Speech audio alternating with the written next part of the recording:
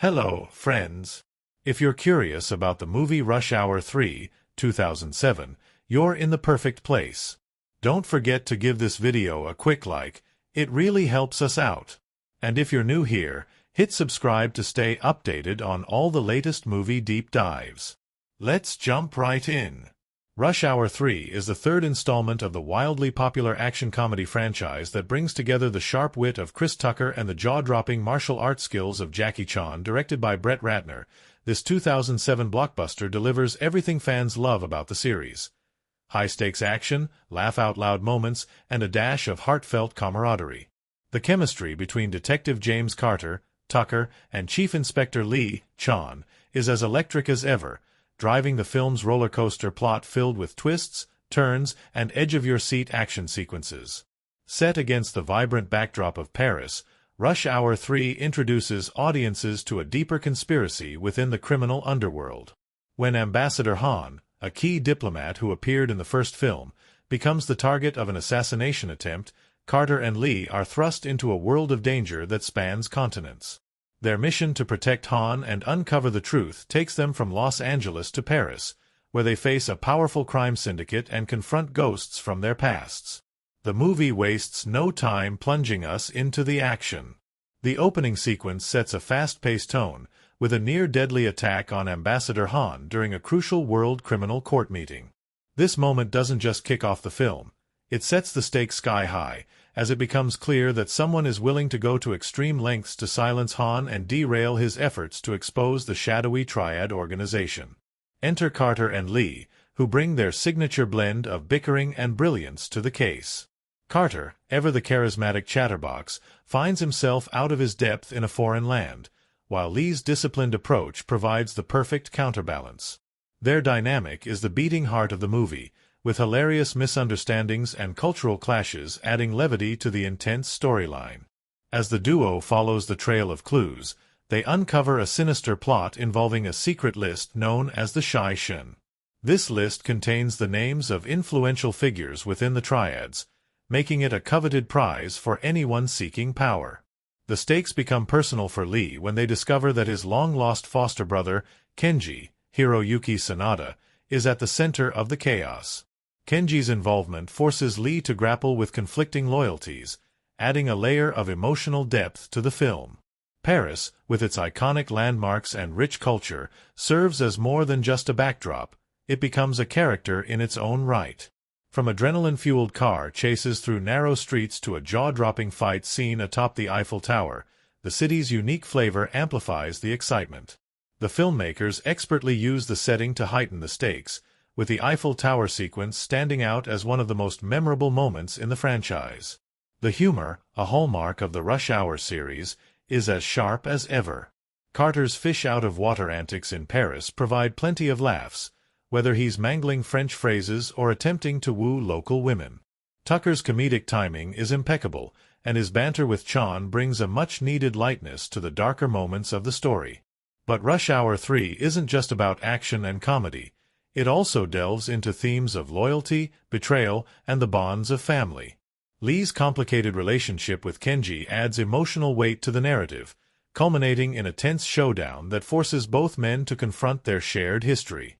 Meanwhile, Carter's unwavering loyalty to Lee showcases the strength of their friendship, even in the face of seemingly insurmountable odds. The film's twists and turns keep viewers guessing until the very end. Just when you think Carter and Lee have the upper hand, the villains pull the rug out from under them, leading to some truly unexpected moments. Whether it's a surprise double-cross or a narrow escape, the movie ensures there's never a dull moment. Of course, no discussion of Rush Hour 3 would be complete without mentioning the action sequences. Jackie Chan's fight choreography is as breathtaking as ever, blending precision and creativity in ways that leave audiences in awe. From a brutal brawl in a Parisian dojo to a daring rescue mission on the Seine River, the action is both exhilarating and inventive. The Eiffel Tower climax, in particular, is a masterclass in tension and spectacle, with the iconic structure serving as the stage for an unforgettable showdown. Despite its lighter moments, the film also doesn't shy away from exploring darker themes. The triad's influence and their willingness to sacrifice anything for power highlight the lengths some will go to maintain control. This adds a sense of urgency to Carter and Lee's mission, as they race against time to prevent the Shai-Shin list from falling into the wrong hands. By the time the credits roll, Rush Hour 3 leaves viewers with a sense of satisfaction. The film strikes a perfect balance between honoring the legacy of its predecessors and introducing fresh elements that keep the franchise feeling new and exciting. Carter and Lee's journey may be filled with chaos and conflict, but at its core, it's a story about trust, friendship, and the unwavering belief that good will triumph over evil.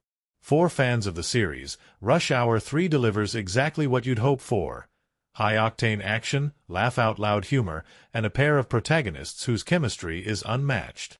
It's a thrilling ride from start to finish, with enough surprises and emotional beats to leave a lasting impression. So, whether you're revisiting the film or experiencing it for the first time, Rush Hour 3 is a must-watch that continues to stand the test of time. Stay tuned for more deep dives into your favorite movies, and don't forget to like, comment, and subscribe for all the latest updates. Until next time, keep watching and exploring the magic of cinema. Rush Hour 3 begins with a dynamic duo we all know and love, Detective James Carter and Chief Inspector Lee. This time, their story starts in Los Angeles, with Carter back to his usual antics as a traffic cop, entertaining himself with impromptu dance routines and exaggerated displays of authority. Meanwhile, Lee is assigned to protect Ambassador Han, who has been working tirelessly to expose the inner workings of the mysterious and dangerous Triad organization. Han's work is critical, as he is on the verge of revealing the secrets behind a powerful list called the Shai-Shin, a document said to contain the names of the Triad's top operatives. The plot kicks into high gear during a World Criminal Court meeting, where Ambassador Han is set to make a groundbreaking announcement. Just as he begins his speech, a sniper's bullet tears through the air, striking him in the shoulder and throwing the meeting into chaos. Lee, ever the consummate protector, springs into action, chasing the would-be assassin through the streets of Los Angeles. The scene is a masterclass in Jackie Chan's signature blend of action and acrobatics, with Lee leaping over obstacles, sliding under barriers, and narrowly dodging bullets. The chase leads to an intense confrontation, where Lee catches a glimpse of the assassin's face, his long-lost foster brother, Kenji. This revelation shakes Lee to his core, as it unearths memories of a bond that once defined his childhood. The emotional weight of seeing Kenji as an enemy adds layers of complexity to Lee's mission, but there's little time for reflection. Back at the hospital, Han clings to life, and his daughter Su-young, now grown up, arrives to be by his side. Su-young, no longer the child we remember from the first film, has become a confident and capable young woman. She shares critical information with Carter and Lee, revealing that the Shai-Shin list is not just a threat to her father but to global security. Carter, in his typical larger-than-life fashion, inserts himself into the situation with a mix of humor and bravado. Despite his lack of knowledge about the Triads or the Shai-Shin, he's determined to help. His interactions with Lee are as entertaining as ever, with their playful banter providing much-needed levity amid the tension. Whether it's Carter's failed attempts at speaking Mandarin or his wild theories about the case, his comedic timing keeps the audience engaged while the stakes continue to rise. The trail of clues soon leads Carter and Lee to a nightclub owned by the Triads, a dark and glitzy place where danger lurks behind every corner. In one of the film's standout sequences, the pair infiltrate the club, hoping to gather intel. Carter, ever the showman, decides to perform a hilariously off-key rendition of The Closer I Get to You to distract the patrons while Lee sneaks into the back. What follows is a heart-pounding blend of comedy and action, as Lee uncovers evidence linking the nightclub to the Triad's operations, only to be ambushed by Kenji's men. Carter, realizing Lee is in trouble, abandons his performance and dives headfirst into the chaos. The ensuing fight is a classic Jackie Chan spectacle, with Lee using everything from pool cues to champagne bottles as improvised weapons. Carter, despite his lack of martial arts skills, holds his own in his own unique way, using his wit and charm to outsmart the goons. Together, they narrowly escape, but not without drawing the attention of the Triads, who now know they are being pursued. As the investigation deepens, Lee and Carter discover that the Shai-Shin list isn't written on paper or stored digitally. It's tattooed on the scalp of a mysterious individual known only as Genevieve. This revelation sends them on a wild goose chase through Los Angeles, culminating in a meeting with Genevieve herself, a stunning and enigmatic nightclub performer with ties to the Triads. Her role in the story adds intrigue and a touch of glamour, as she becomes both a target and an ally in their quest. Meanwhile, tensions between Lee and Kenji continue to simmer. Lee's loyalty to his duty is tested by his lingering affection for his foster brother, while Kenji's actions suggest he is torn between his loyalty to the Triads and his personal connection to Lee. Their encounters are charged with emotion, each interaction hinting at the complexity of their shared past and the inevitability of a showdown. The story takes a darker turn when Soo-young is kidnapped by the Triads, forcing Carter and Lee to race against time to save her. The kidnapping serves as a grim reminder of the stakes at play, as well as a callback to the first film's plot. Soo-young's capture is a personal blow to Lee, who sees it as a failure to protect the family he holds dear. For Carter, it's an opportunity to prove his worth and show that he's more than just comic relief. Their investigation leads them to a cargo ship docked at the Los Angeles harbor, where the Triads are preparing to smuggle Genevieve and the Shai-Shin list out of the country. The sequence that unfolds is an adrenaline-fueled mix of stealth, combat, and unexpected twists. Lee's precision and Carter's unpredictability make for a dynamic partnership, as they navigate the labyrinthine ship and face off against waves of henchmen. The climax of this half of the story comes when Lee and Kenji finally confront each other in a tense and emotionally charged encounter. Words are exchanged, blows are traded, and for a moment it seems as though Kenji might abandon his allegiance to the Triads. But before any resolution can be reached, an explosion rocks the ship, scattering everyone and leaving the fate of the Shai-Shin list and Soo-young hanging in the balance. As the smoke clears, Carter and Lee regroup, determined to press on despite the mounting challenges. Their bond, forged through years of shared adventures, remains unbreakable, even as the weight of their mission grows heavier. With Soo-young's life on the line and the Shai-Shin list still at large, the stakes have never been higher. The first half of Rush Hour 3 sets the stage for an epic showdown, filled with heart-pounding action, unexpected twists, and the promise of a resolution that will test our heroes like never before. The story of Rush Hour 3 plunges even deeper into its gripping web of action and intrigue as Carter and Lee, shaken but undeterred, prepare for the next chapter of their mission. With Soo-young kidnapped and the Shai-Shin list still out of reach, the stakes have never been higher. The chaos at the harbor has left them with no clear leads, and their trust in each other becomes their greatest asset as they decide to follow the one clue they've uncovered, a Triad operative's passport pointing toward Paris. Their journey to the City of Light is anything but glamorous. Carter, ever the Joker, struggles to adapt to the cultural differences, from his over-the-top attempts at French to his bewilderment at the local cuisine. Lee, as always, is more focused, though even he can't resist the occasional eye roll at Carter's antics. Despite their differences, the duo's banter provides moments of levity that counterbalance the tension of their mission. Paris, with its cobblestone streets and iconic landmarks, is a world far removed from Los Angeles, and the city's beauty serves as a stark contrast to the danger lurking around every corner. The search for Soo-young leads Carter and Lee to a luxurious nightclub owned by the enigmatic Genevieve.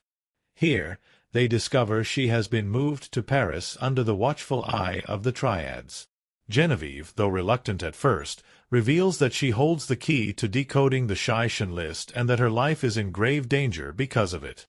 The nightclub scene brims with tension as Carter and Lee attempt to blend in while navigating a sea of Triad operatives. Carter, ever the performer, decides to charm the crowd with his rendition of a classic French ballad, though his off-key singing and exaggerated theatrics nearly blow their cover. Meanwhile, Lee engages in a stealthy battle with Triad henchmen backstage, using his signature martial arts moves to disarm and disable them without drawing attention.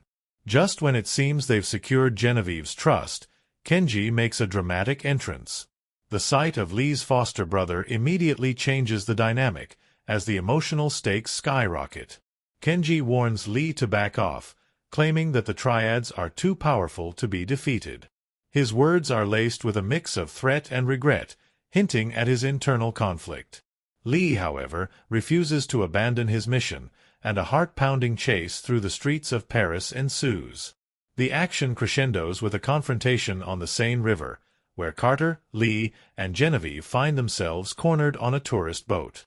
Outnumbered and outgunned, they use their wits and the boat's limited resources to fend off their attackers. Carter's quick thinking, using a champagne bottle as an improvised weapon, proves surprisingly effective, while Lee's precision ensures they escape unscathed. However, the victory is short-lived, as Genevieve is taken hostage by the Triads during the skirmish. The loss of Genevieve is a devastating blow, but it also solidifies Lee and Carter's determination to end the Triads' reign once and for all. Their next lead takes them to the Moulin Rouge, where they learn of a secret meeting between the Triad leaders. The legendary cabaret becomes the setting for one of the film's most visually stunning sequences, as Carter and Lee infiltrate the meeting disguised as performers. The Moulin Rouge scene is a masterclass in blending comedy and action. Carter, dressed in an over-the-top cabaret costume, tries to keep up with the dancers while sneaking closer to the Triad leaders. Lee, ever the professional, uses the chaotic environment to his advantage, quietly taking down guards and gathering intel. Their cover is blown, however, when Carter accidentally triggers a pyrotechnic display, sparking a chaotic brawl that spills onto the stage. Amid the chaos, Lee finally confronts Kenji in a fight that is as emotionally charged as it is physically intense. The choreography is breathtaking, with the two men moving like mirror images of each other, their shared history evident in every strike and counterstrike. The fight ends with Kenji escaping once again, but not before revealing that Su Young is being held at the Eiffel Tower, a location chosen for its symbolic value and its isolation. The Eiffel Tower becomes the film's climactic stage, and its towering presence adds a sense of grandeur to the final showdown. Carter and Lee arrive under the cover of night, scaling the structure with a mix of daring and ingenuity. The Triads, led by Kenji, have fortified the upper levels, turning the tower into a fortress. What follows is a breathtaking sequence of hand-to-hand combat, gunfights, and death-defying stunts as Carter and Lee battle their way to the top. The emotional heart of the climax lies in Lee's confrontation with Kenji. As they face off on a narrow platform high above the city, their conversation cuts deeper than any blade. Kenji reveals that his loyalty to the Triads was born not out of choice, but out of necessity, a means of survival in a world that left them both behind. Lee, however, refuses to accept this justification, imploring Kenji to abandon the path of violence. Their fight is a heartbreaking blend of anger, regret, and unspoken love, culminating in a moment where Kenji sacrifices himself to save Lee from a deadly fall. Meanwhile, Carter proves his mettle in his own way, rescuing Su Young in a daring move that involves ziplining between the tower's beams. His comedic one-liners punctuate the tension, reminding the audience that even in the darkest moments, Carter's spirit remains unbroken. The final twist comes when Genevieve, thought to be an innocent victim, reveals herself as a double agent working for the Triads. Her betrayal adds a shocking layer to the narrative, but Carter and Lee manage to outsmart her, ensuring that the Shai-Shin list falls into the right hands. The Eiffel Tower sequence concludes with a triumphant but bittersweet note as the city of Paris lights up in celebration, unaware of the heroics that have just unfolded above. In the aftermath, Lee and Carter reflect on their journey, their bond stronger than ever. The loss of Kenji weighs heavily on Lee, but he takes solace in the knowledge that his brother's final act was one of redemption. Su Young, safe and sound, expresses her gratitude, and the three share a heartfelt moment that encapsulates the themes of family and loyalty that run throughout the film. The closing scene finds Carter and Lee back on the streets of Paris, bantering as they stroll through the city. Carter, ever the entertainer, begins singing another off-key tune, much to Lee's dismay. Their playful camaraderie leaves the audience with a sense of hope and humor, a fitting end to an adventure that tested their limits but ultimately brought them closer together. Rush Hour 3's second half delivers on all fronts, blending high-octane action, emotional depth, and the signature humor that defines the franchise. It's a thrilling conclusion to a story that celebrates friendship, resilience, and the power of doing what's right, no matter the cost. The characters of Rush Hour 3 are the heart and soul of the movie, each bringing their unique energy, humor, and emotional depth to the story. This dynamic ensemble not only drives the action but also enriches the narrative, making the film an unforgettable ride. At the center of it all are the iconic duo, Detective James Carter and Chief Inspector Lee, whose chemistry remains as electrifying as ever. James Carter, played by the ever-charismatic Chris Tucker, is a character who thrives on confidence and charm. Carter's larger-than-life personality shines through in every scene, whether he's cracking jokes, breaking into impromptu song, or charging headfirst into danger with an almost reckless enthusiasm. Beneath his comedic exterior, however, lies a man deeply loyal to his friends and committed to doing the right thing. Carter's journey in this installment showcases his growth, not just as a cop but as a partner and a friend. He learns to trust Lee's instincts, respect his methods, and balance his own impulsiveness with thoughtfulness. Carter's humor is a double-edged sword, often diffusing tense situations but also occasionally putting him in hot water. His comedic timing is impeccable, and his quips provide a much-needed levity in moments of high stakes. Yet, when the chips are down, Carter proves he's more than just comic relief. His bravery during the Eiffel Tower rescue, his ingenuity during the nightclub infiltration, and his unwavering support for Lee in the face of betrayal all underline his depth as a character. On the other side of the partnership is Jackie Chan's Inspector Lee, the disciplined, principled Ian to Carter's unpredictable Yang. Lee's stoic demeanor and razor-sharp focus make him the perfect foil for Carter's antics. As a martial artist, Lee's physicality is unparalleled, and his fight scenes are as much a testament to his skill as they are a visual spectacle. But Lee is not just a fighter. He's a man grappling with the weight of his past and the burden of his mission. The relationship between Lee and Kenji, his foster brother and antagonist, is one of the film's emotional cores. Kenji's betrayal cuts deeply, forcing Lee to confront feelings of guilt, regret, and loss. Through their interactions, we see a softer, more vulnerable side of Lee, a side that Carter helps bring out. Lee's struggle to reconcile his duty with his personal ties to Kenji adds layers to his character, making him more than just an action hero. He's a man navigating the complexities of loyalty, family, and justice.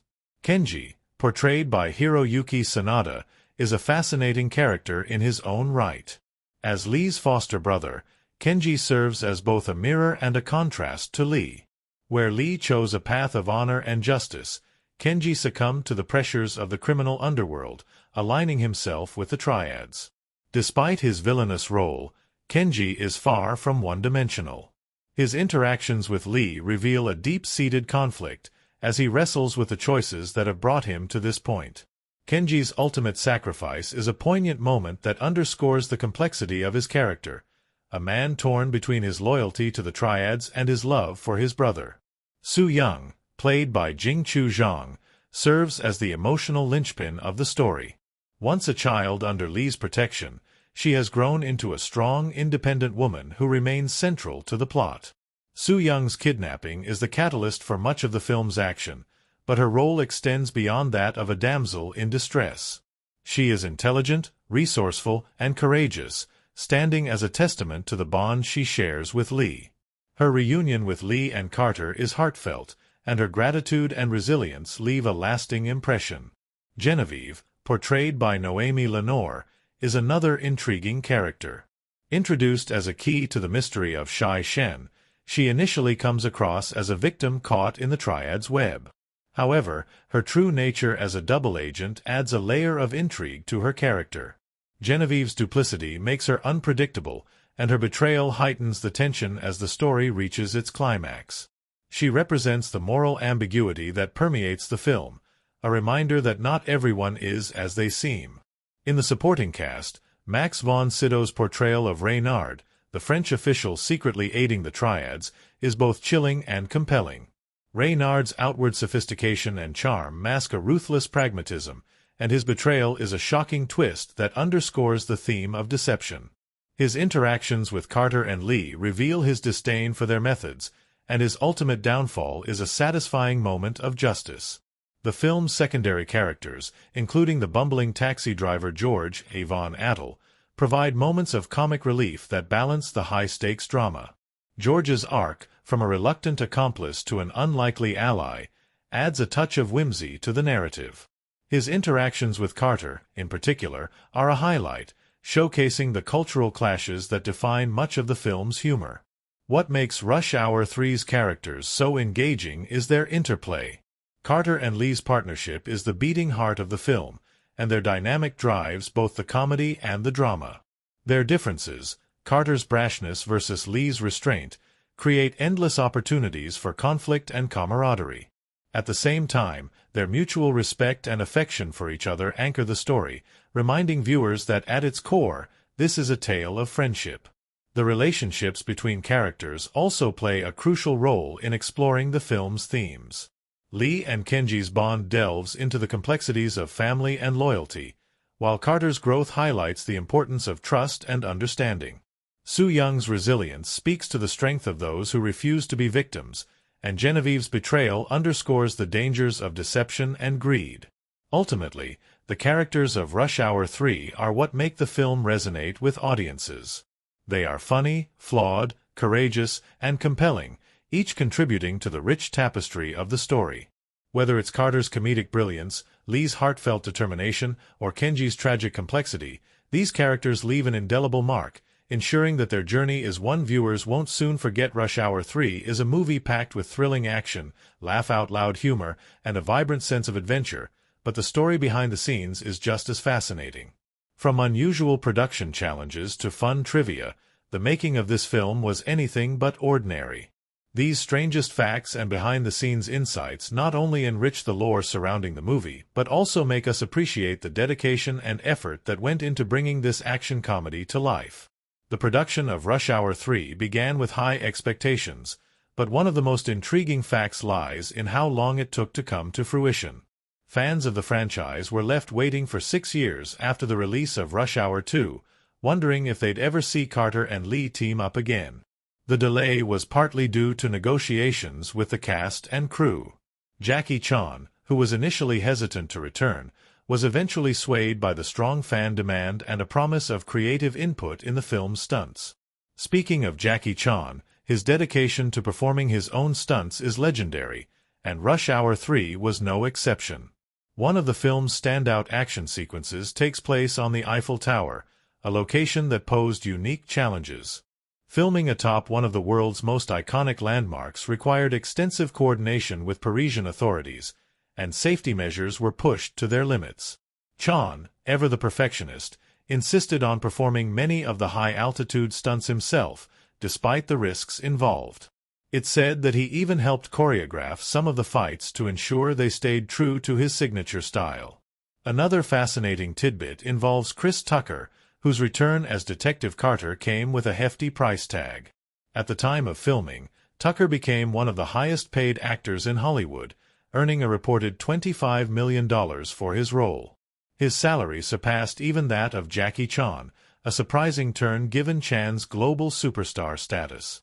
Tucker's payday underscored his value to the franchise, as his comedic timing and charisma were considered indispensable to the film's success.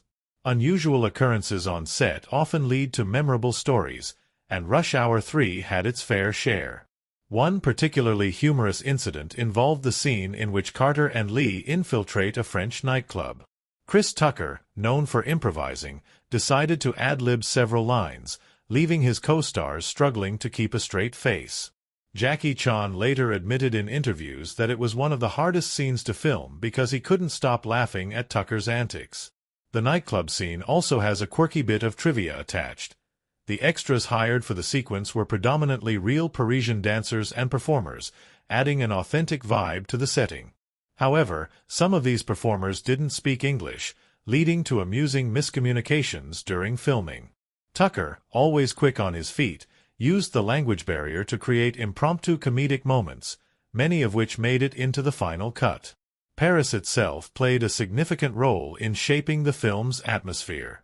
The decision to set much of the story in the French capital was a deliberate move to give Rush Hour 3 a fresh visual style and international appeal. However, shooting in Paris came with unique challenges. Traffic congestion, strict filming regulations, and unpredictable weather often disrupted schedules. Despite these hurdles, the crew managed to capture stunning shots of iconic locations, from the Seine River to the Champs-Élysées, showcasing the city's beauty in every frame. Another intriguing aspect of the film's production was its use of practical effects. While CGI was becoming increasingly common in Hollywood, director Brett Ratner and his team opted for a more old-school approach, relying on practical stunts and real explosions wherever possible. This decision not only enhanced the authenticity of the action scenes but also paid homage to the classic buddy cop films that inspired the Rush Hour series. One of the strangest and most memorable behind-the-scenes moments involved the Eiffel Tower itself. While filming the climactic showdown, the crew discovered that certain parts of the tower were off-limits due to maintenance work. Undeterred, the production team built a replica of the tower's upper sections on a soundstage in Los Angeles. The seamless blending of on-location footage and the replica set is a testament to the crew's ingenuity and the film's meticulous attention to detail. The casting process for Rush Hour 3 also holds some fascinating stories. Hiroyuki Sanada, who played Kenji, was a longtime friend of Jackie Chan, and their on-screen chemistry was rooted in years of real-life camaraderie. Sanada's martial arts background made him a perfect fit for the role, and his intense fight scenes with Chan were praised for their choreography and emotional weight. Noémie Lenoir, who portrayed Genevieve, brought her unique charm to the film, but her casting was not without its challenges. As a model transitioning to acting, Lenoir worked closely with the director and her co-stars to refine her performance. Her role as a double agent added layers of complexity to the story, and her natural elegance made her a standout presence on screen. The film's music also has an interesting backstory. Legendary composer Lalo Schifrin returned to score Rush Hour 3, blending his signature jazz influences with French-inspired motifs to complement the film's Parisian setting. Schifrin's work helped maintain the series' iconic sound while giving it a fresh twist. Trivia buffs might be interested to know that Jackie Chan, ever the multitasker, took the opportunity to practice his French while filming. Known for his linguistic talents, Chan reportedly spent his downtime learning phrases and engaging with locals, further endearing himself to the Parisian crew and cast members. The film's release was met with significant anticipation, but its road to theaters wasn't entirely smooth. Post-production delays and extensive marketing campaigns meant the final product had to live up to enormous expectations. Despite mixed reviews from critics, audiences embraced the film, leading to a strong box office performance that cemented Rush Hour 3 as a worthy addition to the franchise. Lastly, one of the most heartwarming facts about Rush Hour 3 is the bond between its cast and crew. Chris Tucker and Jackie Chan have often spoken about their close friendship, which transcended the screen.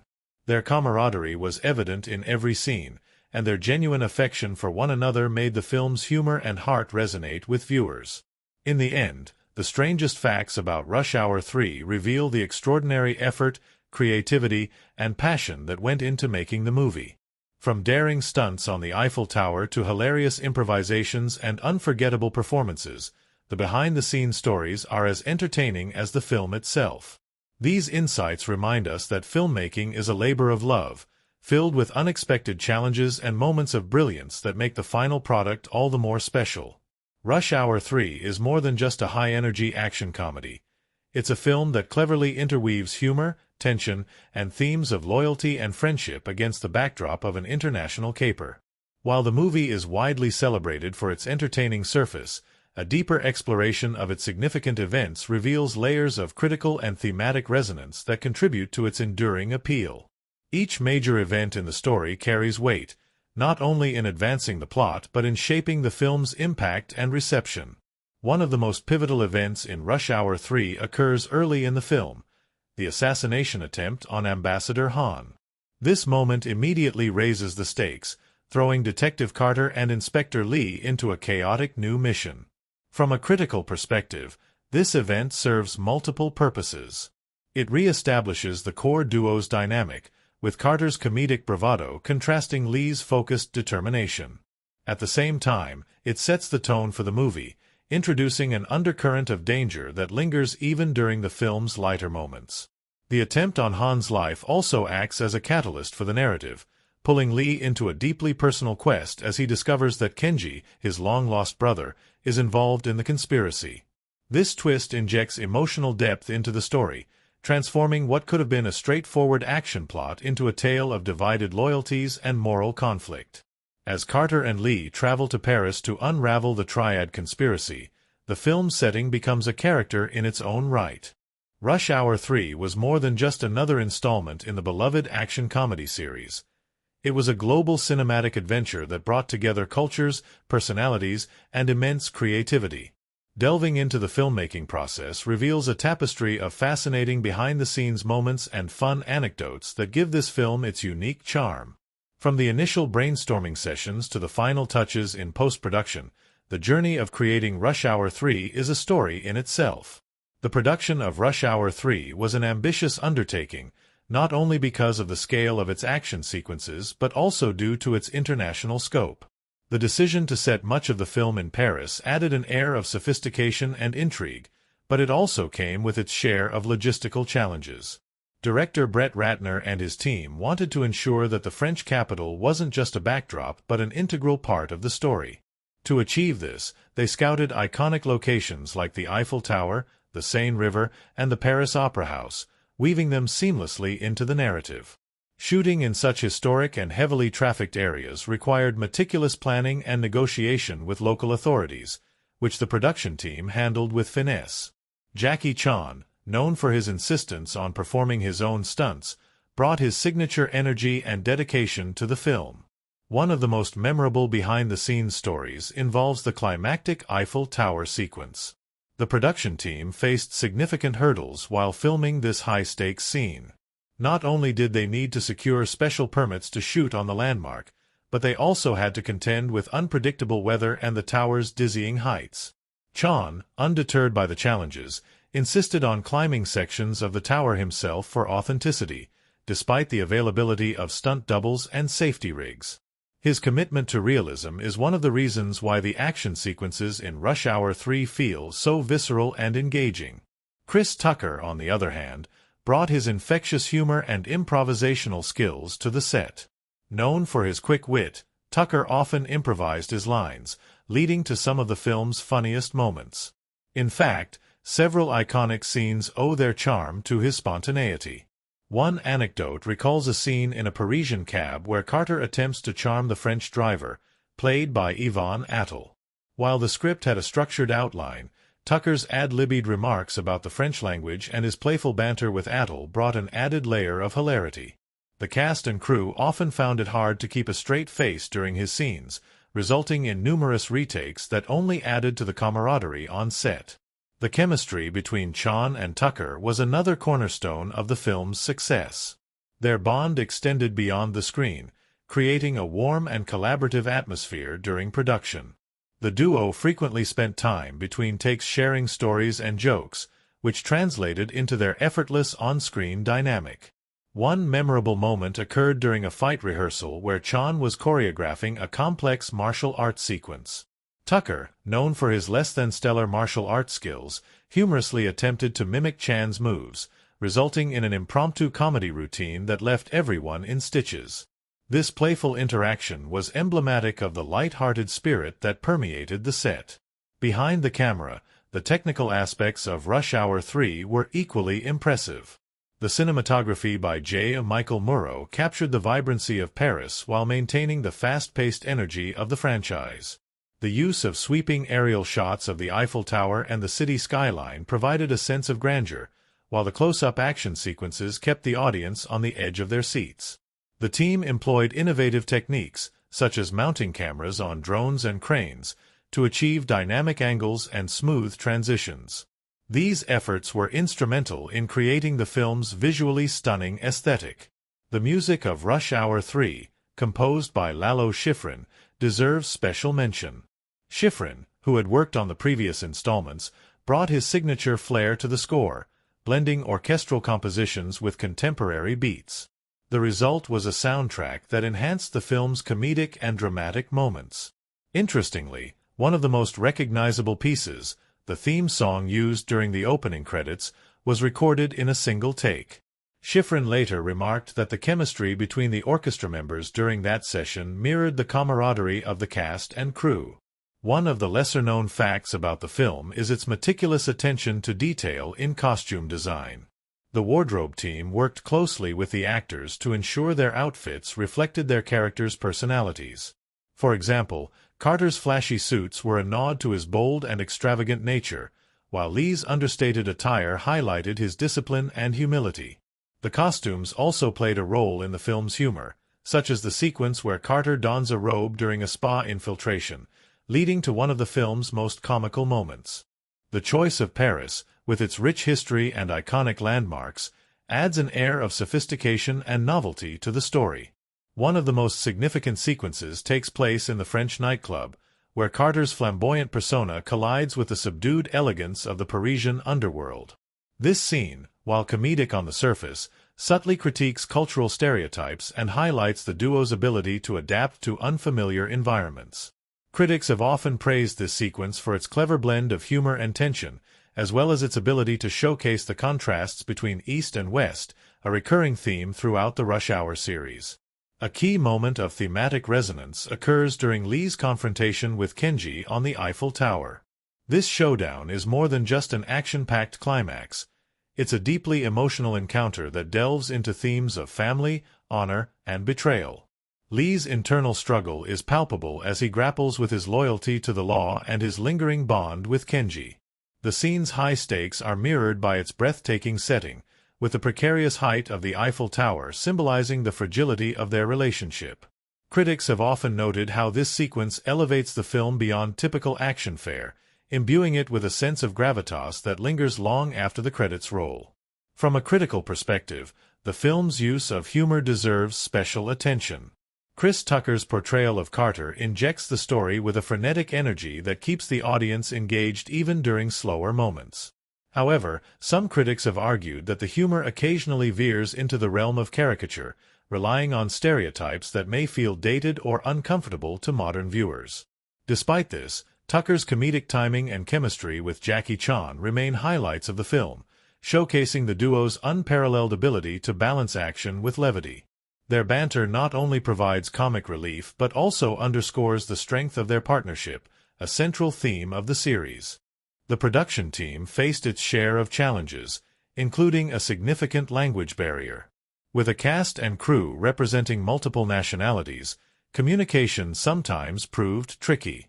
However, this obstacle became an opportunity for creative problem-solving. Jackie Chan, fluent in multiple languages, often acted as a bridge between the English-speaking crew and French actors. This collaborative spirit ensured that everyone's ideas and perspectives were heard, contributing to the film's rich and diverse flavor. Another fun anecdote involves the use of props and set design. The scene in the nightclub, where Carter attempts to blend in with the Parisian elite, featured an elaborate set filled with ornate decor and vintage furniture. During one take, Tucker accidentally knocked over a prop chandelier, prompting an outburst of laughter from the cast and crew. Instead of reshooting, Ratner decided to incorporate the mishap into the film, turning it into a comedic moment that perfectly captured Carter's clumsy charm. Post-production was another crucial phase of the filmmaking process. The editing team, led by Mark Helfrich, worked tirelessly to ensure the film's pacing was sharp and engaging. They sifted through hours of footage to select the best takes, often collaborating with Ratner and the actors to refine key scenes. One of the biggest challenges was balancing the film's humor with its action sequences. The team wanted to ensure that neither element overshadowed the other, resulting in a cohesive and entertaining final product. Finally, Rush Hour 3 wouldn't be complete without its memorable bloopers. The film's blooper reel, shown during the end credits, became a fan favorite, showcasing the lighter side of production. From Tucker's hilarious flubs to Chan's good-natured teasing, these moments offered a glimpse into the joy and camaraderie that defined the making of the film. One particularly funny blooper features Tucker repeatedly mispronouncing a French phrase, much to the amusement of his co-stars. The production of Rush Hour 3 was a monumental effort, marked by creativity, collaboration, and an unwavering commitment to delivering a quality film. From Jackie Chan's daring stunts to Chris Tucker's comedic brilliance, every aspect of the movie was infused with passion and dedication. The behind-the-scenes stories and fun facts not only add to the film's charm but also highlight the hard work and ingenuity that went into bringing this international adventure to life. Whether it's the breathtaking action sequences, the heartfelt humor, or the fascinating anecdotes from the set, Rush Hour 3 continues to captivate audiences and stand as a testament to the magic of filmmaking. Rush Hour 3 transports audiences to a vibrant world where action, humor, and international intrigue collide against the backdrop of iconic locations. The film's settings play a pivotal role in shaping the story, offering not just stunning visuals but also an immersive atmosphere that draws viewers into the heart of the narrative. With its rich blend of cultural landscapes, architectural marvels, and cinematic flair, Rush Hour 3 uses its locations and visual elements to elevate its storytelling to new heights. Paris, the City of Light, serves as the central stage for much of Rush Hour 3. This choice of setting adds a sense of sophistication and romance to the film, juxtaposing its gritty action sequences with the city's elegance and charm. From the cobblestone streets of Montmartre to the grandeur of the Eiffel Tower, Paris is not merely a backdrop, it's a character in its own right. The city's beauty and mystique amplify the tension and stakes of the story, particularly during high-octane sequences like the climactic showdown on the Eiffel Tower. The decision to set much of the film in Paris wasn't arbitrary. Director Brett Ratner and the creative team wanted to take the franchise to an international level, and Paris provided the perfect combination of cultural allure and cinematic potential. The production team worked tirelessly to capture the essence of the city, securing permits to film in some of its most iconic locations. One of the standout moments is the sequence at the Paris Opera House, where a critical confrontation unfolds amidst the opulent decor and hauntingly beautiful music. The contrast between the refined setting and the raw intensity of the action creates a unique dynamic, heightening the drama and keeping audiences on the edge of their seats. In addition to Paris, the film briefly ventures into Los Angeles and other locales, grounding the story in familiar territory before launching into its international escapade. The initial scenes in L.A. serve to reintroduce audiences to the characters of Carter and Lee, showcasing their dynamic in a more urban, fast-paced environment. This contrast between the bustling streets of L.A. and the historic charm of Paris mirrors the evolution of the plot, emphasizing the characters' journey from their comfort zone to uncharted territory. Cinematography plays a crucial role in bringing these settings to life. J. Michael Murrow's work behind the camera ensures that every location feels vibrant and immersive. Wide-angle shots capture the grandeur of the Eiffel Tower and the sprawling Parisian skyline, while tight, handheld shots bring an immediacy to the film's action sequences. One particularly striking example is the scene where Carter and Lee navigate the narrow, winding streets of Montmartre while being pursued by their enemies. The dynamic camera work and fluid transitions give these scenes a sense of urgency, pulling viewers into the chaos and excitement. Lighting is another essential element that enhances the film's atmosphere. The nighttime scenes in Paris are bathed in a warm, golden glow, evoking a sense of romance and mystery. This contrasts sharply with the cold, sterile lighting used in the villains' hideouts, emphasizing the danger and unease of these moments. The juxtaposition of light and shadow is particularly effective during the climactic Eiffel Tower sequence, where the interplay of illumination and darkness mirrors the moral ambiguity of the characters' choices. The film's use of color further enriches its visual storytelling. Vibrant hues dominate the comedic and light-hearted scenes, reflecting the playful banter and camaraderie between Carter and Lee. In contrast, the more serious and intense moments are marked by a subdued, muted palette, underscoring the gravity of the situation. This deliberate use of color not only enhances the mood but also provides subtle cues to the audience about the emotional tone of each scene. Sound design and music also contribute significantly to the film's setting and atmosphere. Lalo Schifrin's score blends traditional orchestral elements with contemporary beats, creating a soundtrack that is both timeless and modern. The music transitions seamlessly between genres, reflecting the film's blend of action, comedy, and drama. The Parisian influence is evident in the score, with the inclusion of accordion melodies and French-inspired arrangements that complement the setting. The sound design, meanwhile, ensures that every punch, car crash, and explosion feels visceral and impactful, heightening the intensity of the action sequences. One of the most impressive aspects of Rush Hour 3 is its attention to detail in set design. The production team spared no expense in creating immersive environments that reflect the story's themes and cultural influences. For example, the villain's luxurious hideout is adorned with Eastern artifacts and ornate furnishings, symbolizing his global connections and wealth. Similarly, the bustling nightclub scene is filled with neon lights, reflective surfaces, and a throbbing soundtrack, capturing the hedonistic energy of Parisian nightlife. Practical effects and stunt work also play a significant role in shaping the film's cinematic elements. Jackie Chan's insistence on performing his own stunts adds a layer of authenticity and excitement to the action sequences. The scene where Lee swings precariously from the Eiffel Tower is a testament to Chan's dedication and the meticulous planning of the stunt team. The use of practical effects, rather than relying solely on CGI, gives these moments a tangible, real-world feel that resonates with audiences. The interplay between the characters and their environment is another key element that enhances the film's impact. Carter's flamboyant personality often clashes hilariously with the reserved elegance of Parisian culture, leading to comedic moments that feel organic and relatable. Lee, on the other hand, navigates the city with a sense of curiosity and respect, reflecting his disciplined nature. This contrast between the characters' reactions to their surroundings adds depth to their dynamic and underscores the cultural themes of the film.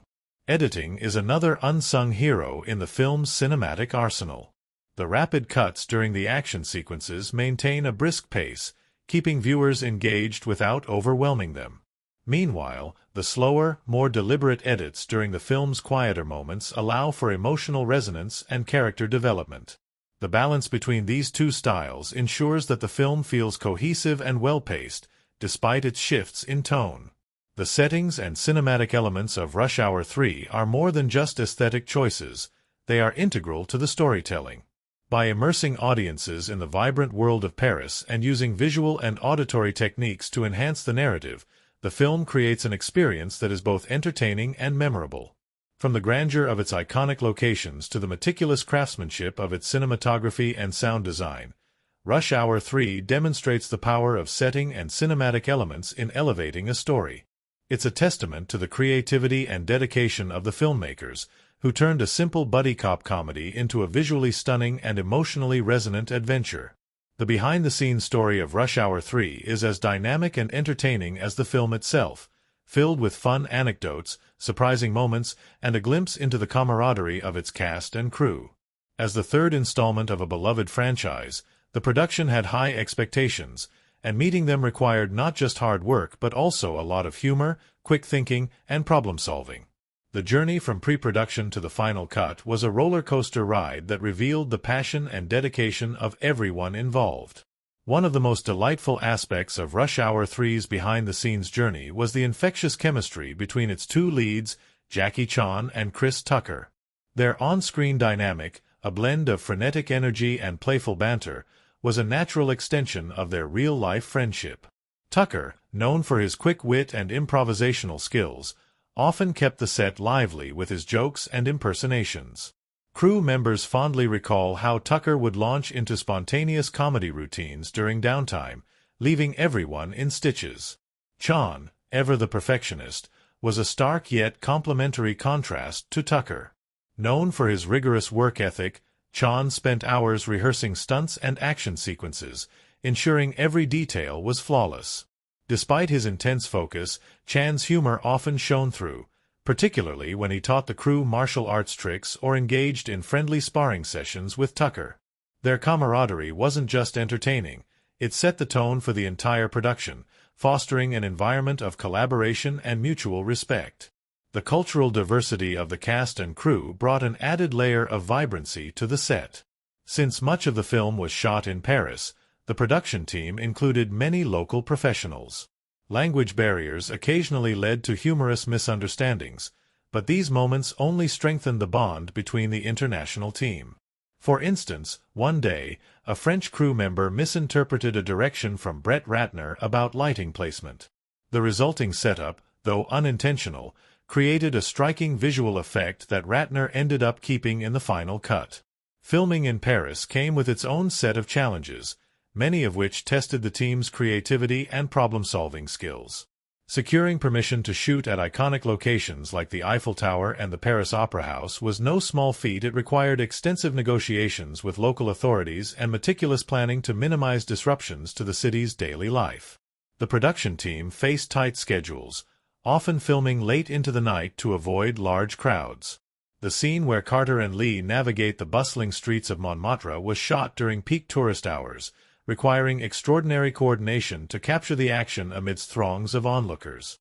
The Eiffel Tower sequence, one of the film's most memorable moments, was an ambitious endeavor that posed significant logistical and safety challenges.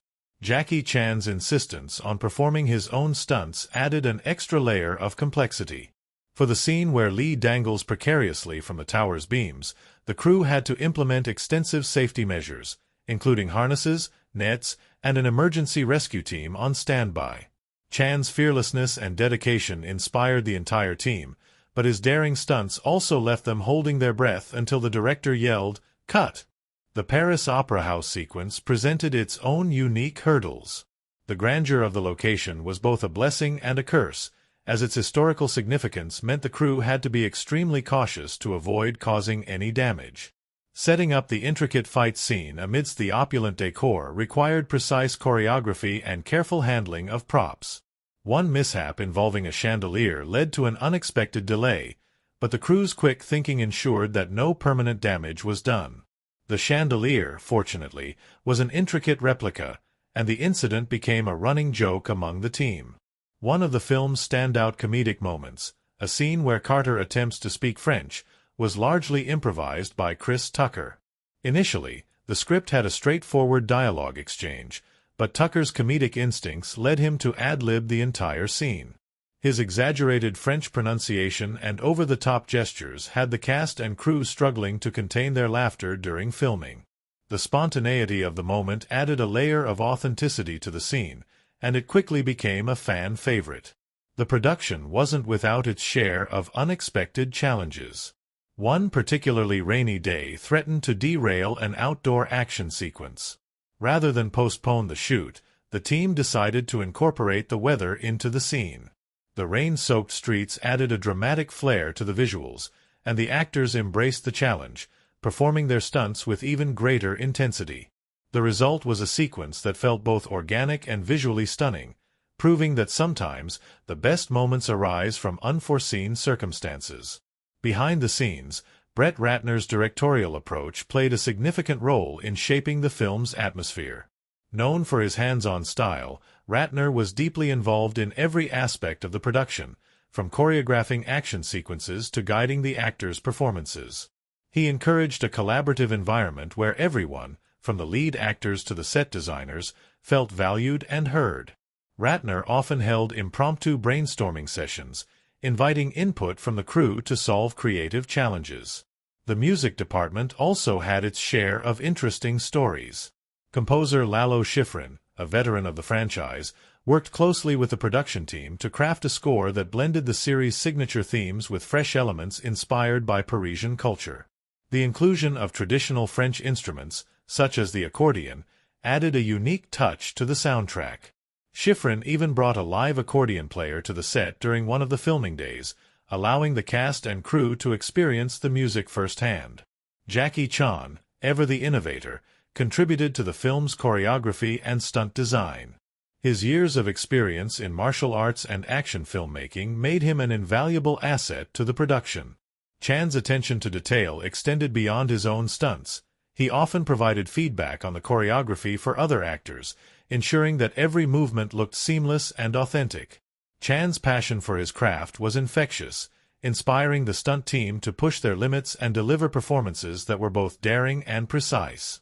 One of the lighter moments during production involved a food fight between cast and crew members during a lunch break.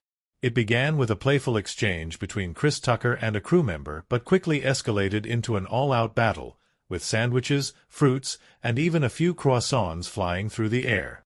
The impromptu food fight was a testament to the close-knit bond of the team and provided a much-needed moment of levity amidst the intense filming schedule. As the film progressed through post-production, the team faced the challenge of balancing the franchise's trademark humor with the darker, more dramatic elements of the story. Editing sessions often turned into debates about which scenes to include and how to maintain the film's pacing. The collaborative efforts of the editors, sound designers, and visual effects team ensured that the final product was a cohesive and engaging experience. The behind-the-scenes journey of Rush Hour 3 is a testament to the creativity, dedication, and resilience of its cast and crew. From navigating the challenges of filming in a bustling metropolis to fostering an environment of camaraderie and humor, the team's efforts resulted in a film that continues to entertain audiences worldwide. For those who love the Rush Hour franchise, knowing the stories behind the making of the movie adds an extra layer of appreciation for the hard work and passion that brought this action-packed comedy to life in Rush Hour 3. The themes and symbolism that underpin the film are woven seamlessly into its narrative, offering not just action and comedy, but a deeper exploration of cultural identity, personal growth, and loyalty.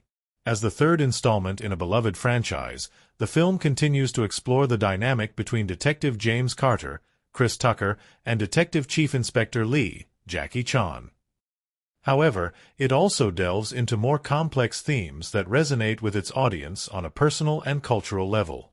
From the bustling streets of Paris to the iconic Eiffel Tower, Rush Hour 3 is a film that tells a story about identity and the crossroads of Eastern and Western worlds. The most prominent theme explored in Rush Hour 3 is the importance of cultural exchange and understanding. The film is set in Paris, a city that is not only the heart of romance and art but also a symbol of the merging of different cultures. As Carter and Lee, two characters from distinctly different backgrounds, continue their adventure, the clash and eventual harmony between Eastern and Western cultures become central to the plot. Carter, the brash and outspoken American, and Lee, the disciplined and reserved Chinese officer, represent two opposing forces. Their differences, often the source of humor in the film, also underscore the deeper cultural contrasts between their two worlds. Throughout the film, Carter is often out of his comfort zone, trying to make sense of the foreign environment in Paris. His attempts to speak French, though comedic, also reflect his struggle to understand a culture that is unfamiliar to him. Meanwhile, Lee, who has spent most of his life in a more controlled and traditional society, finds himself navigating a world that is more chaotic and unpredictable than the one he is used to. The interactions between Carter and Lee serve as a metaphor for the merging of these cultural worlds, where misunderstandings and miscommunications initially create conflict but ultimately lead to greater understanding and collaboration.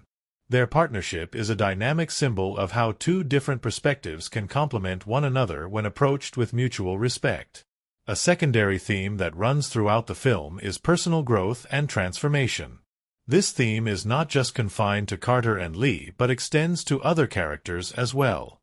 One key character who experiences growth is Detective Lee, who finds himself not just dealing with crime but also reconciling his identity as both an individual and a representative of his culture. In many ways, Lee is the embodiment of the internal struggle that comes with trying to balance personal desires and cultural expectations. His character arc in Rush Hour 3 mirrors the experience of many individuals who must navigate the tension between tradition and modernity. Lee's transformation is evident throughout the film as he becomes more comfortable in expressing his feelings, particularly when it comes to his relationship with his father. For much of the series, Lee has been portrayed as the stoic and disciplined character, often hiding his emotions behind a mask of control. However, in this film, he is forced to confront his vulnerabilities, particularly in the wake of his father's illness. The film's exploration of family, particularly the relationships between fathers and sons, adds a layer of emotional depth to what could otherwise be a typical action comedy. Lee's journey from emotional restraint to emotional openness is a powerful message about personal evolution and the importance of embracing vulnerability.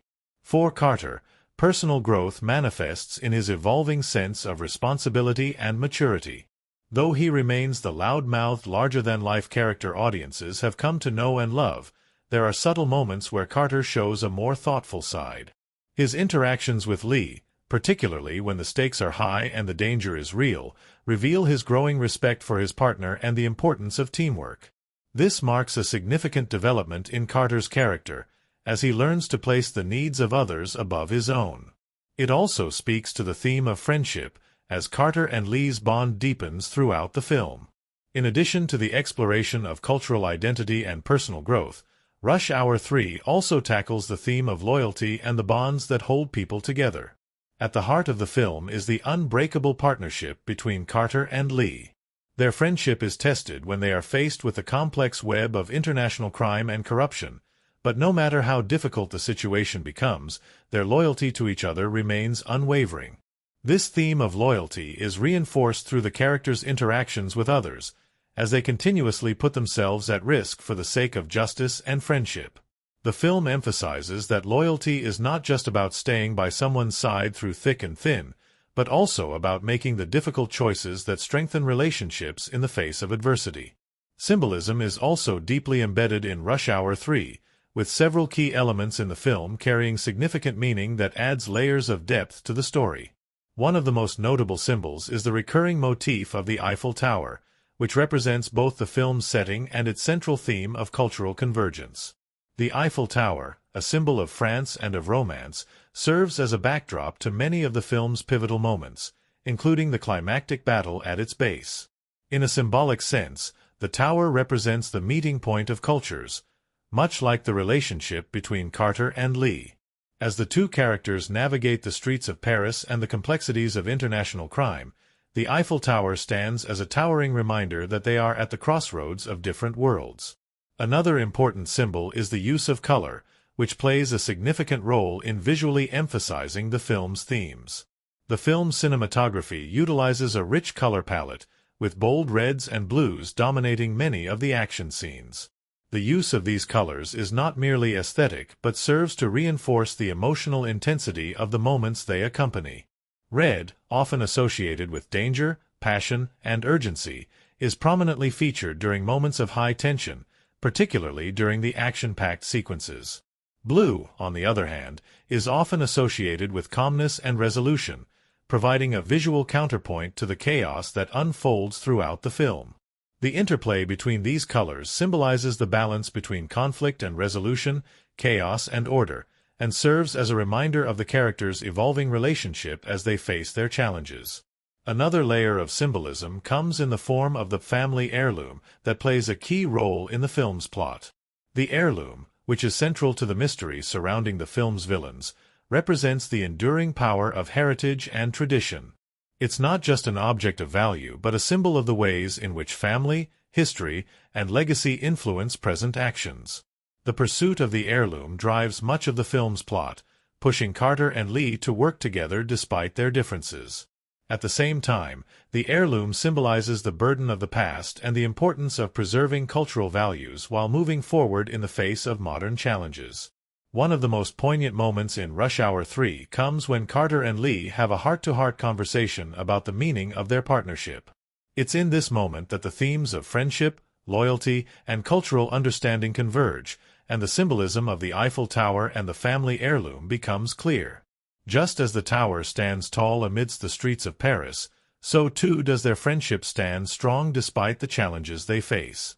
It's a testament to the enduring power of relationships, no matter the cultural or personal differences that may arise.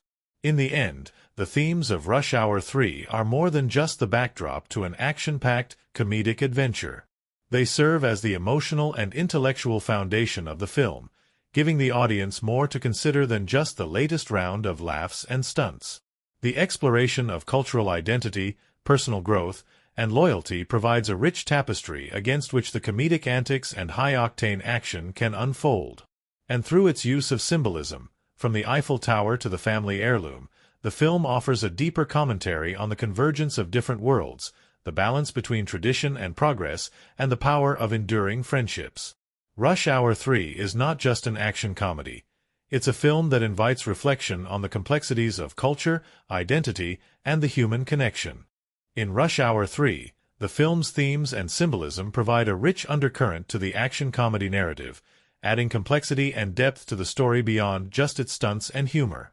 As the third film in the Rush Hour series, Rush Hour 3 plays on familiar beats while introducing new elements of reflection and growth, particularly in how it handles the cultural dynamics between its lead characters, Detective James Carter, Chris Tucker, and Detective Chief Inspector Lee, Jackie Chan.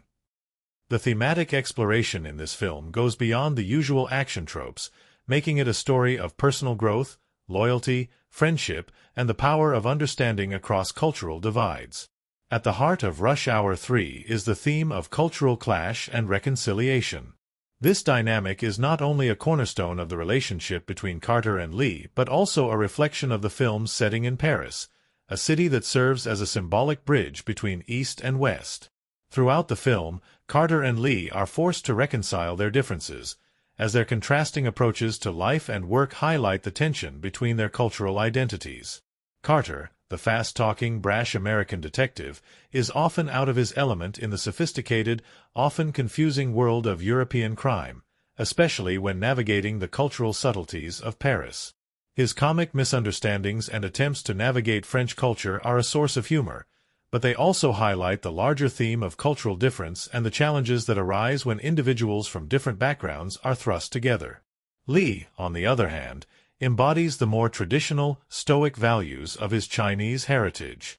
His character often struggles with the expectations placed on him, particularly when it comes to balancing his personal desires with his duties as a police officer. He has spent his career adhering to strict codes of honor and conduct, and yet, as the film unfolds, Lee must also confront the fluidity of his identity in a foreign world. The film uses Lee's internal conflict to examine the complexities of navigating between two cultural worlds. The shift from a rigid Eastern sense of duty to a more flexible and adaptable Western approach is a key part of Lee's development throughout the film. Through these two characters, Rush Hour 3 tackles the theme of cultural understanding. At first, the friction between Carter and Lee is rooted in their inability to understand each other's cultural perspectives. However, as the film progresses, they start to understand and appreciate the value of their contrasting approaches. This realization is reflected in their collaboration as they work together to solve the mystery surrounding the assassination attempt on Ambassador Han and the criminal syndicate that threatens international security. Their evolving partnership becomes a metaphor for cultural exchange. The more they learn from each other, the stronger their bond becomes. What begins as a humorous, often contentious relationship develops into a meaningful friendship built on mutual respect. Another significant theme explored in the film is the idea of personal growth, particularly as it pertains to both Carter and Lee. In many ways, the film charts their individual journeys towards emotional and personal development. For Carter, who has long been the comic relief of the series, Rush Hour 3 takes a deeper dive into his character, showing that beneath the bravado, he has a sense of responsibility and duty that he is still learning to express. Throughout the film, Carter's humor and over-the-top antics remain central to his character, but there are moments where he shows a more serious side, particularly in the face of danger or when his friendship with Lee is threatened. For instance, when Lee is captured by the villains, Carter's willingness to put aside his usual comedy to save his friend underscores his growth as a person. His character evolves from being self-centered and carefree to someone who is capable of placing others' needs above his own. Lee's personal growth, on the other hand, is more subtle but no less important. Throughout the Rush Hour series, Lee has been portrayed as a disciplined, almost robotic figure, bound by his adherence to duty and his sense of honor. However, in Rush Hour 3, Lee is forced to confront his vulnerabilities, particularly when it comes to his relationship with his father. In an emotional moment, Lee opens up about his father's expectations of him and how he has struggled to live up to them. This revelation adds layers of depth to his character, showing that even the most disciplined individuals are not immune to the complexities of familial relationships and the burden of cultural expectations. By the end of the film, Lee's emotional journey mirrors Carter's growth as both characters evolve into more complete, mature individuals. Beyond the personal growth of the characters, Rush Hour 3 also explores the theme of loyalty and the unbreakable bond of friendship. The relationship between Carter and Lee is at the core of the film, and the theme of loyalty is emphasized at several key moments. One of the most striking examples of this theme occurs when Lee is captured by the villains, and Carter risks his own life to rescue him. While this could be interpreted as a typical heroic gesture, it is also a deeper reflection of the trust and friendship that have developed between the two characters over the course of their adventures. Carter's willingness to put himself in harm's way for Lee symbolizes the strength of their bond, showing that loyalty is not just about staying by someone's side during easy times but also about making difficult sacrifices when it counts the most. The film also explores the theme of justice and morality, with both Carter and Lee seeking to right wrongs and bring criminals to justice. As they uncover the criminal syndicate behind the assassination attempt on Ambassador Han, they face challenges that question the very nature of justice. Is it just to risk lives in the pursuit of criminals? Is it just to break the law in order to uphold the greater good? These moral dilemmas provide the film with a philosophical edge, as the characters grapple with difficult choices that test their values. Through these struggles, the film poses important questions about what it means to do the right thing, especially when faced with corruption, power, and deceit. In addition to its themes, Rush Hour 3 employs symbolism to further enrich its narrative. One of the most significant symbols in the film is the Eiffel Tower, which stands not only as a geographical marker of the film's setting but also as a symbol of the convergence of different cultures. As the iconic symbol of Paris, the Eiffel Tower is associated with both French identity and the idea of romance, but in the context of Rush Hour 3, it becomes a metaphor for the integration of the Eastern and Western worlds. Just as the tower rises above the Parisian skyline, it represents the way in which Carter and Lee rise above their cultural differences to work together as a unified team. The Eiffel Tower also symbolizes the connection between the film's plot and its emotional core. In the climax of the film, as Carter and Lee battle the villainous forces near the tower, the structure serves as a reminder of the progress they have made in their relationship. What was once a source of conflict between them, their different cultures, has now become the symbol of their unity. The tower's iconic silhouette against the Parisian skyline mirrors the evolution of their partnership, showing that the cultural divide between them has been bridged, just as the tower bridges the space between the earth and the sky. Another important symbol in the film is the family heirloom, a valuable object that plays a central role in the plot. This heirloom, which is tied to the villainous plot to destabilize international relations, represents the legacy of the past and the importance of family and tradition. It is not just an object of material wealth but a symbol of cultural heritage, embodying the way in which history shapes the present. Throughout the film, the heirloom serves as a point of conflict, as characters strive to possess or protect it, but it also symbolizes the importance of preserving cultural values in the face of modern challenges. The heirloom's role in the plot is a reminder that the past is never truly gone. It continues to influence the decisions and actions of those in the present. In conclusion, the themes and symbolism of Rush Hour 3 enrich the film's action-packed narrative, providing a deeper layer of meaning that elevates it beyond a typical buddy cop comedy. The film's exploration of cultural exchange, personal growth, loyalty, and justice is enhanced by its use of symbols like the Eiffel Tower and the family heirloom. These elements not only serve to advance the plot but also offer a poignant commentary on the complexities of identity, friendship, and tradition. Through its thematic depth and symbolic richness, Rush Hour 3 becomes more than just an action film. It becomes a story of the enduring power of understanding, connection, and personal transformation. Rush Hour 3 stands out as a high-energy action comedy that perfectly blends the quick-paced humor of its protagonists with the intricacies of an action-packed international crime story. The filmmaking techniques employed in the film are essential in creating the thrilling and entertaining atmosphere that defines it, as well as in enhancing the overall viewer experience.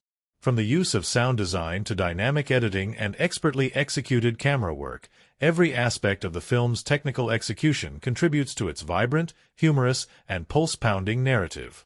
These techniques serve to engage the audience, drawing them into the action while providing moments of levity and surprise. The film's director, Brett Ratner, known for his skillful direction in blending humor with action, took a particularly unique approach in Rush Hour 3. His work with the cinematography and visual style of the film is evident in the way he builds tension and showcases the chemistry between the lead characters, Carter and Lee. Ratner works closely with the cinematography team to use lighting, framing, and color schemes that reflect the themes of the story, and this goes beyond the superficial.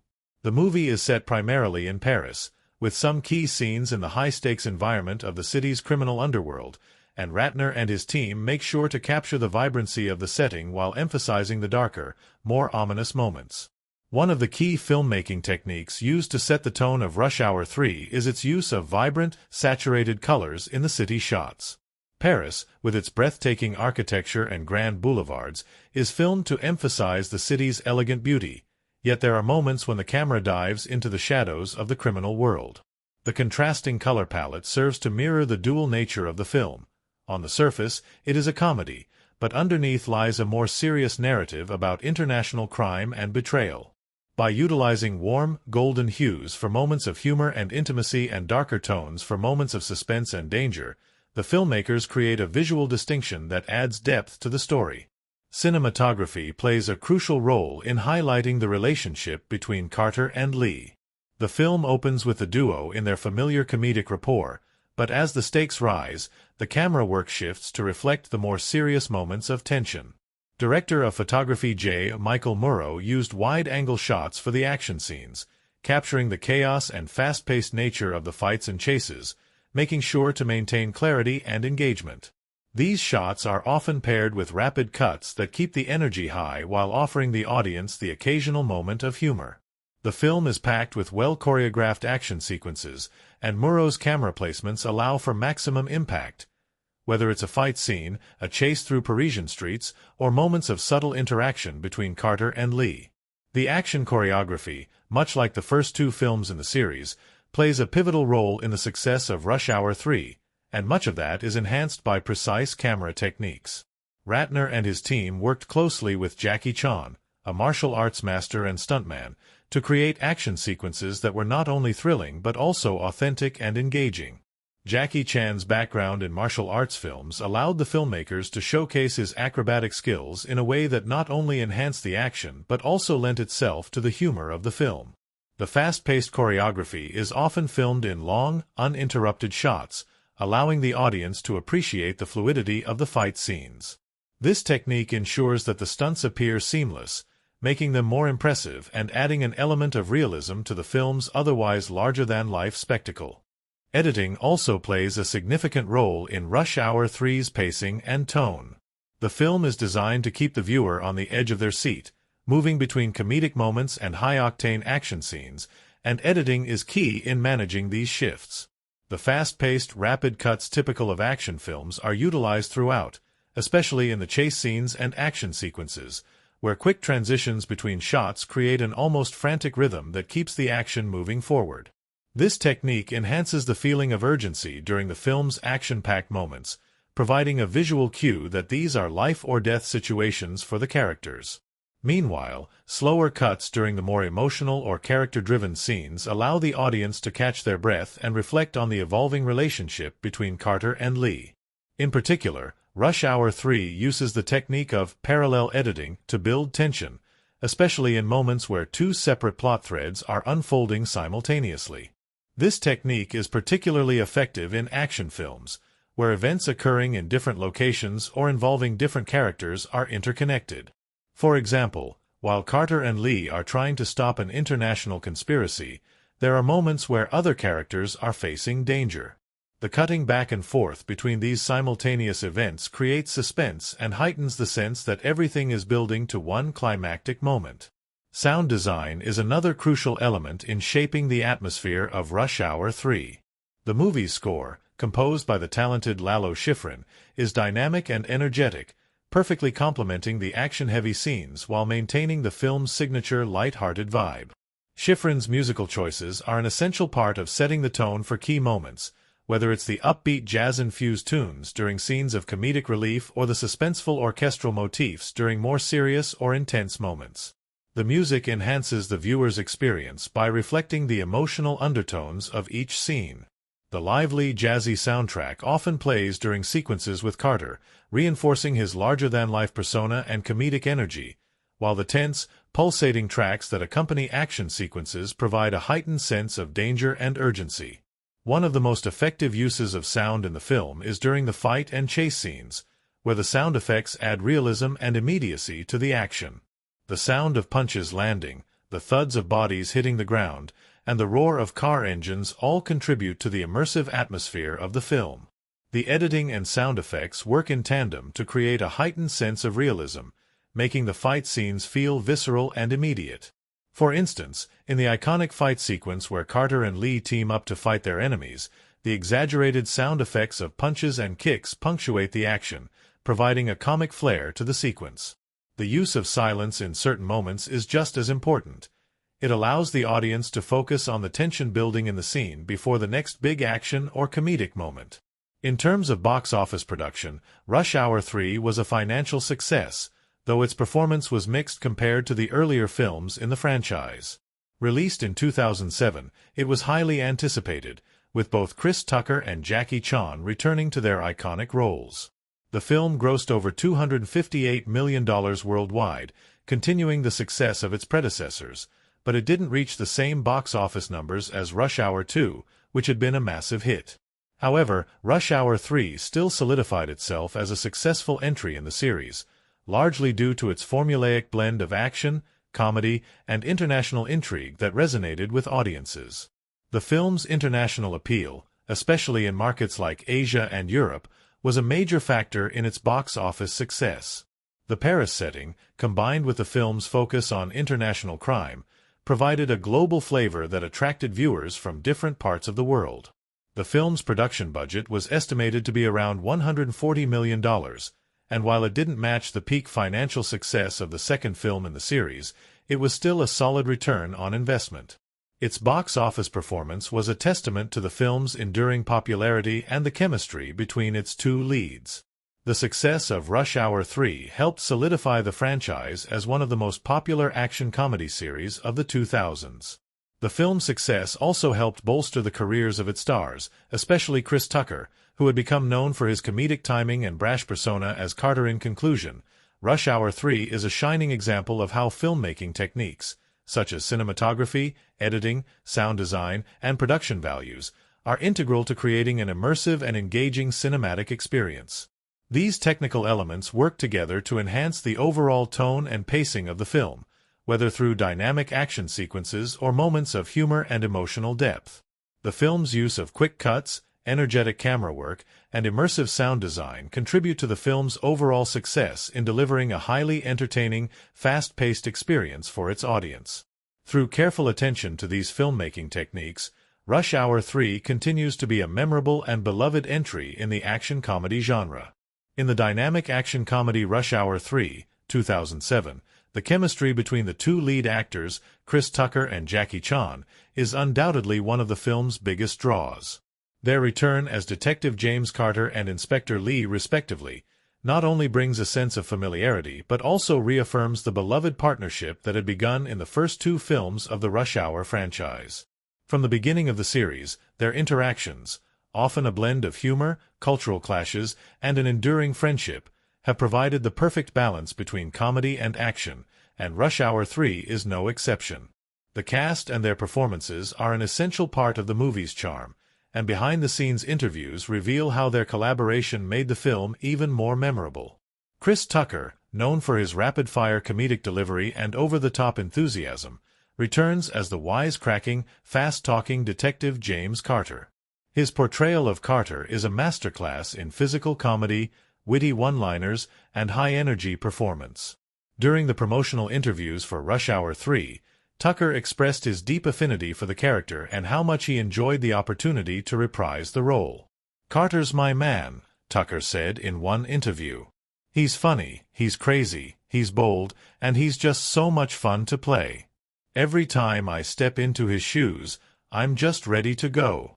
His infectious energy and comedic timing are essential to the film's overall appeal. Tucker's role is far more than just a comic relief character. His performance is the emotional anchor of the film, as Carter's unwavering loyalty to Lee shines through, even in the face of danger. Tucker's comedic timing, especially during his exchanges with Lee, creates some of the film's most memorable moments. Jackie Chan, who is famous for his martial arts expertise and flawless choreography, brings his signature style to Rush Hour 3, balancing the intensity of action sequences with his natural humor. As Inspector Lee, Chan is more composed and serious compared to Tucker's Carter, and their contrasting personalities play off one another in a way that is both entertaining and endearing.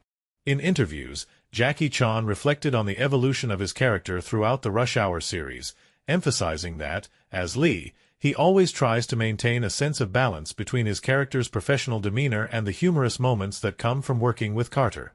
Lee has a very disciplined mind, but Carter, he always drags him into these wild situations. Chan joked in one of the promotional interviews. It's the perfect combination of seriousness and chaos. Chan's ability to integrate humor into his action sequences is showcased throughout Rush Hour 3, especially during the intense fight scenes, where his martial arts prowess is used in conjunction with comedic moments, creating an experience that is both thrilling and entertaining. Though Tucker and Chan are the film's clear stars, Rush Hour 3 also boasts an impressive supporting cast that adds layers to the plot and provides additional comedic and dramatic moments. Hiroyuki Sanada, playing the film's main antagonist, Kenji, delivers a performance that brings depth and intrigue to his character. As Lee's estranged brother, Kenji is a significant figure in the plot, as he presents both a personal and professional challenge to Lee. Sanada's portrayal of Kenji is calm and calculated, yet he exudes a menace that sets him apart as a formidable villain.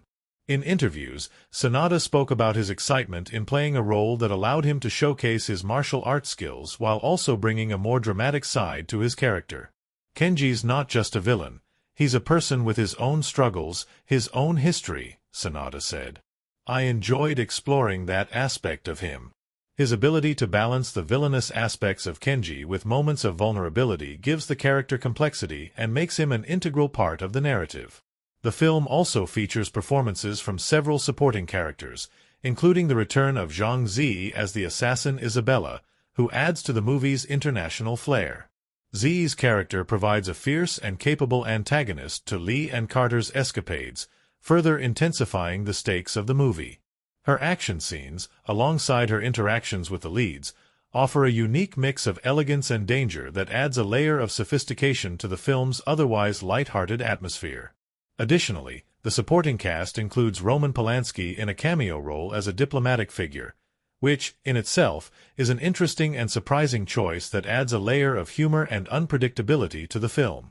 Interviews with the cast and crew reveal that the behind-the-scenes atmosphere was light-hearted and fun, with Tucker and Chan enjoying the opportunity to once again work together.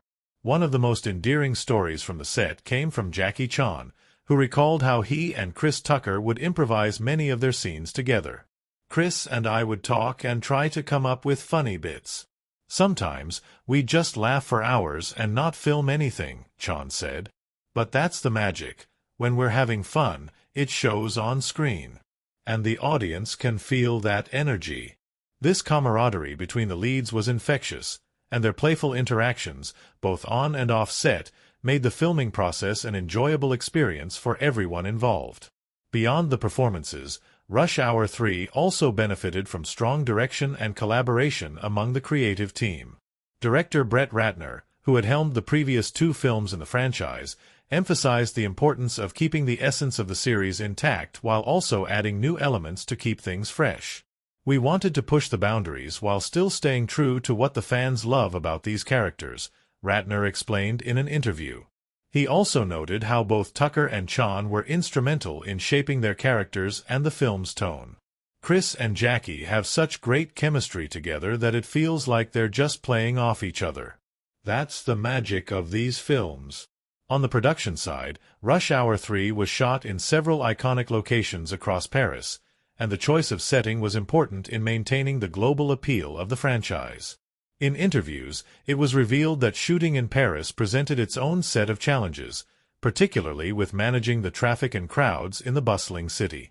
The production team had to coordinate with the local authorities to close off streets and ensure safety during the high-energy chase scenes. Despite the logistical challenges, the Parisian backdrop enhanced the film's atmosphere, adding a sense of grandeur and sophistication to the film's action. Audience reviews of Rush Hour 3 were a mix of praise and critique, as the film was generally well received for its humor, action, and the return of beloved characters, but also faced some criticism for its predictable plot and less impressive action sequences compared to the earlier films. Many viewers found the chemistry between Tucker and Chan to be the highlight, and their interactions were seen as a major draw. "The movie is just pure fun," one audience member wrote in a review. "Chris Tucker and Jackie Chan together again is magic. It doesn't matter if the plot is a little thin, they make it worth watching." Another review echoed this sentiment, praising the film for staying true to the formula that made the first two Rush Hour films so successful. "If you loved the first two movies, you'll love this one too. It's funny, it's exciting, and it's exactly what I wanted from a Rush Hour movie." However, there were some critics who felt that Rush Hour 3 lacked the same level of energy and originality as its predecessors. "It feels like the third film in a series that has run its course," one reviewer commented. "While the jokes are still funny, and the action is decent, it doesn't have the same magic as the first two films." Despite these mixed reviews, the general consensus was that Rush Hour 3 still provided a fun and entertaining cinematic experience, especially for fans of the franchise. Overall, the cast and their performances in Rush Hour 3 played a key role in making the film both entertaining and memorable. From Chris Tucker and Jackie Chan's dynamic chemistry to the supporting cast's contributions, the film's success can be attributed to the strong performances and dedication of the entire team. Behind-the-scenes stories reveal the playful and collaborative spirit that made the film such an enjoyable experience for both the cast and the audience. Audience reviews, while mixed in their praise, generally agree that the film is an enjoyable action comedy, with the iconic duo of Carter and Lee continuing to be the heart of the movie. First, we took a look at the movie's introduction, where we explored the premise and its vibrant continuation of the beloved Rush Hour franchise. We dove into the plot, dissecting how the movie builds upon its predecessors, carrying forward the comedic chemistry between Carter and Lee while introducing new, thrilling elements, like a sinister plot in Paris, action-packed chase scenes, and intriguing new characters. Along the way, the movie balances humor, action, and heartfelt moments that elevate it beyond a typical buddy cop film. Next, we delved deeper into the narrative of the first half of the movie, where we saw the story unfold with suspense and humor. The movie begins with a dangerous mission and soon escalates into a web of international intrigue, as Carter and Lee find themselves embroiled in a conspiracy that threatens global peace. Their classic banter, mixed with moments of surprising vulnerability, provides both laughter and drama, capturing the essence of what makes these characters so appealing. In the second half, the movie picks up the pace even more, with action scenes that escalate in intensity and more complex twists revealed. The mystery surrounding the film's villain becomes clearer, with unexpected turns that keep the audience on edge. The climax, which involves high-stakes action in the streets of Paris, ultimately brings the story to a thrilling resolution. Despite its predictability in some areas, the film's pace and the lead's compelling performances keep the audience invested from start to finish. One of the key elements we explored was the character analysis of the film's primary players, Chris Tucker's Detective James Carter and Jackie Chan's Inspector Lee. These two actors are the backbone of Rush Hour 3, their comedic timing and on-screen chemistry elevating the film to a higher level of enjoyment. The contrasts in their personalities, Carter's exuberant and loud demeanor versus Lee's more stoic and disciplined approach, continue to be the heart of the series. Their dynamic relationship, full of hilarious quips and tender moments, is a significant part of what makes Rush Hour 3 feel both nostalgic and fresh. We also delved into the strange and surprising behind-the-scenes facts that added depth to the filmmaking process. From the logistics of shooting in Paris to the playful improvisations between Chan and Tucker, we uncovered the stories that make the making of this film just as entertaining as the film itself. It was a team effort, one that involved challenges, a few missteps, and plenty of laughs. But all these elements combined to deliver a movie that felt true to the franchise's roots while still offering something new to the audience. As we shifted focus to the technical side of things, we saw how the production crew, cinematographers, and sound designers worked tirelessly to create the right atmosphere for the film. The use of stunning locations, fast-paced editing, and high-energy music contributed significantly to the movie's atmosphere, creating a sense of urgency and excitement. The action sequences are flawlessly shot, giving the audience that adrenaline rush while still allowing for moments of humor to shine through. The theme and symbolism in Rush Hour 3 also played a vital role in weaving meaning into the action-packed narrative. The recurring motif of cultural misunderstandings and the clash between American and Chinese values continues to drive the story forward, all while offering subtle commentary on identity, loyalty, and friendship. Carter's friendship with Lee, despite their differences, ultimately serves as a beacon of how contrasting backgrounds can lead to meaningful collaboration and understanding. This theme resonates deeply in the film's final moments, as the two characters reaffirm their bond while saving the day. In addition to the technical and thematic discussions, we also explored how the film's production impacted the box office and its reception. Despite facing mixed reviews, Rush Hour 3 still managed to capture the essence of what made the first two films such a success: an incredible dynamic between the leads, engaging action, and humor that appeals to a broad audience. While some critics may have been critical of the film's formulaic plot, the audience overwhelmingly embraced it, especially fans of the franchise. Its box office performance reflects this continued love for the characters and the world they inhabit. In conclusion, Rush Hour 3 stands as a testament to the enduring appeal of Jackie Chan and Chris Tucker's characters. It's a movie that blends action, comedy, and heart in a way that continues to captivate audiences even years after its release. The performances, the action sequences, the humor, it all comes together to form a film that's both entertaining and nostalgic. Whether you're watching it for the first time or revisiting it as a fan of the series, there's no denying the unique magic that Tucker and Chan bring to the screen. If you enjoyed this deep dive into Rush Hour 3 and are eager to learn more about your favorite films, don't forget to hit that subscribe button for more in-depth movie analysis, behind-the-scenes facts, and insider insights. There's always something new to discover about the world of cinema, and we can't wait to bring you more content that celebrates the magic of movies. Thanks for watching, and be sure to leave your thoughts in the comments below. Did Rush Hour 3 live up to your expectations, or were you hoping for more?